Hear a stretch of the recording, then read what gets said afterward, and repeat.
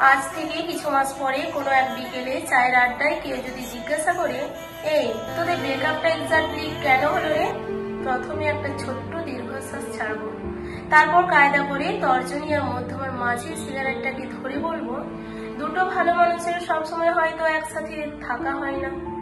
আমাদের চাওয়া পাওয়াগুলো হয়তো পরিপূরক ছিল না, হয়তো বা আমরা তাড়াহুড়ো করে প্রেমে চলে গিয়েছিলাম। বন্ধুরা তারপর কটা দীর্ঘ হুম বলে কথার বিষয়টা পাল্টে নিল। কিন্তু সত্যি কি এত সহজ ছিল সবটা? আমার উত্তরের এই তিনখানা লাইন আর তিনটে দাড়ির মতো অতখানি সহজ আর স্বল্প ছিল বিচ্ছেদটা। না, বিশ্বাস করো, একদম না। তুমি যেদিন প্রথম জানালে আমি নাকি ঠিক তেমনটা নই, যেমনটা তুমি প্রেম করতে চেয়েছিলে, তখনই আমার পাড়া পড়শি হঠাৎ অসহ্য রকম নিশ্চল হয়ে যায়। পায়ের তলার মাটি কেমন কাদাটে হয়ে আমাকে ভিতরে খামচে তলিয়ে নিতে থাকে। আমি এক ছুটে আয়নার সামনে পৌঁছে গিয়ে হাঁপাতে থাকি। মাঝ রাতে কাজল লিপস্টিক পরি, মুখে ওঠা সবকটা ব্রণ ঢাকতে থাকি সাদা কালিতে। পরের দিন নিজের চুল কেটে একেবারে কাঁধ অব্দি উঠিয়ে ফেলি। ভোরে উঠে মর্নিং ওয়াক করি আর তারপর তোমাকে গোটা পাঁচেক সেলফি পাঠিয়ে জিজ্ঞাসা করি, এবার ভালোবাসো?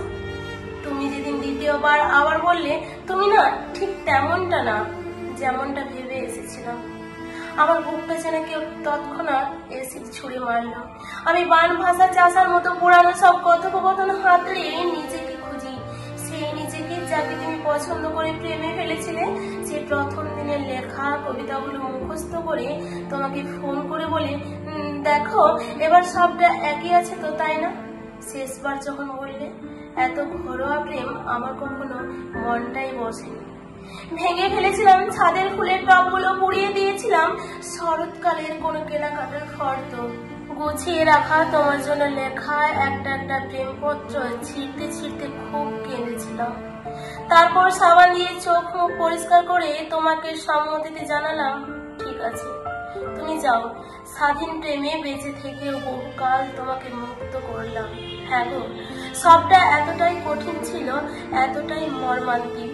তিল তিল করে পচে গলে শেষ করেছিলাম তোমার প্রেমিকাকে, এবং তারপরে বিচ্ছেদটা মেনে নিতে পেরেছিলাম। অনেকগুলো রাত আর অনেকটা ভোর আমি কান্নাকাটি করে অনেকখানি রোদে চোখ আর মাথা পোড়ানোর পরে সত্যিটা বুঝেছিলাম যে আমরা দুজনই ভালোবাসলেও প্রেম ভালো নেই।